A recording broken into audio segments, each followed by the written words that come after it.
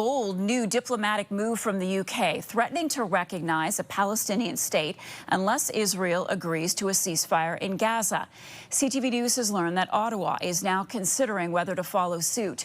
This as the Hamas-run health authority says 60,000 people have died since the war began, and UN agencies warn of mass starvation. Here's CTV's Genevieve Beauchemin. In the face of suffering in Gaza, of images of starving babies, children too weak to stand, Britain said it had to act. I can confirm the UK will recognise the State of Palestine by the United Nations General Assembly in September, unless the Israeli government takes substantive steps to end the appalling situation in Gaza. The UK also repeated demands for Hamas to release all hostages, disarm, and play no role in a future government. Britain's move and France's announcement last week it would recognize Palestinian statehood puts pressure on Canada to follow suit.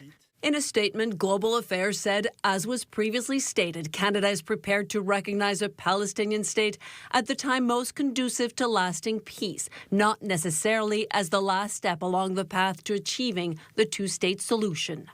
Prime Minister Mark Carney spoke to the British Prime Minister today, and a virtual cabinet meeting has been convened on the Mideast tomorrow.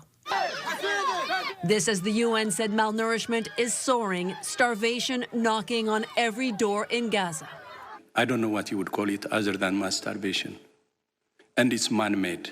And a new report raised the possibility the crisis could soon be officially classified as a famine. At a soup kitchen, this mother says she's dizzy from malnutrition, but keeps on searching for food to save her children. Look at her stomach, she says. There's no flesh, just bones from the lack of food. Israel said 5,000 aid trucks have entered Gaza in the last 2 months. Prime Minister Benjamin Netanyahu added, Starmer rewards Hamas's monstrous terrorism and punishes its victims. A jihadist state on Israel's border today will threaten Britain tomorrow.